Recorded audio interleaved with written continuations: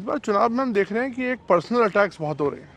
Like आप पर भी कई बातें बोली गई हैं और आपकी तरफ से भी कुछ लोगों को कुछ बोला गया है। तो पर्सनल अटैक्स किस लिए इस बार आपको लगता नहीं ये शैली नहीं होनी चाहिए चुनावों में? जहाँ तक मोदी का सवाल है, मैं तो पिछले 24 साल से गालियाँ खा खा खा करके गाली प्रूफ हो गया हूँ। मौत का सौदागर किसने कहा था? गंदी नाली का कीड़ा किसने कहा था? और मेरे यहाँ तो पार्लियामेंट में एक दिन हमारे एक साथी ने हिसाब लगाया था, 101 गालियाँ गिनाई थी। तो चुनाव या चुनाव न हो, ये लोग मानते हैं कि गालियाँ देने का हक उनका ही है, और वे हताश निराश इतने हो चुके हैं कि गालियाँ देना, अपशब्द बोलना, ये उनके शायद जहन में है, उनके स्वभाव में हो गया है। प्रधानमंत्री जी, एक आरोप विपक्ष और लगा रहा है कि ईडी, आईटी, सीबीआई इसका इस्तेमाल किया जा रहा है विरोधियों को दबाने के लिए। मेरा मीडिया को सवाल है कि विपक्ष ने आपको ये कूड़ा कचरा पकड़ा दिया, वो कूड़ा कचरा लेकर के आप हमारे पास पहुंच जाते हैं। मीडिया वाले रिसर्च करें कि भाई सरकार के लिए क्या सवाल पूछने चाहिए, प्रधानमंत्री को क्या सवाल पूछना चाहिए।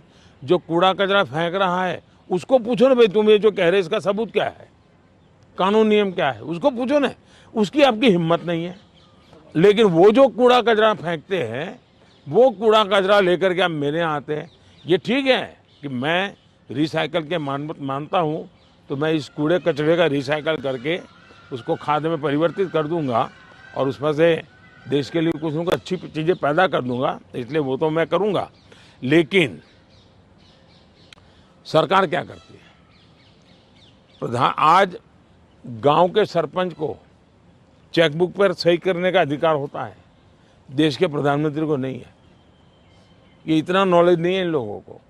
देश के प्रधानमंत्री के पास इस प्रकार का कोई अधिकार नहीं होता है। मोदी सरकार का मैंडेट क्या है? मोदी सरकार ने अपने अफसरों को कहा है कि मेरी सरकार करप्शन के विषय में जीरो टॉलरेंस। अब ये दफ्तर के अंदर बैठे हुए लोगों का काम है कि उसको लागू करें। और सचमुच में तो किसी जमाने में 10 साल में मनमोहन सिंह जी की सरकार थी, 34 लाख रुपया पकड़े गए थे। 34 लाख रुपया मतलब एक स्कूल बैग में आप आ जाए। वर्तमान में ईडी ने 10 साल में 2200 करोड़ रुपया पकड़ा है। ये तो टीवी पर दिखता है, ये तो कोई झूठबाजी हो नहीं सकती है। अब जो 2200 करोड़ देश को वापस लाया है, ये उसका सम्मान होना चाहिए, उसको गाली गलौज होना चाहिए। तो गाली गलौज कौन करता है? जिसका पैसा गया है वो गाली गलौज कर रहा है। 2200 करोड़ जिसके जेब में से गया है, जिसने चोरी कर करके इकट्ठा किया था, वो पकड़ा गया, वो चिल्ला रहा है। इसका मतलब ये जो चोर पकड़े जा रहे हैं, इसमें जिसकी भागीदारी होगी वो चिल्लाएगा।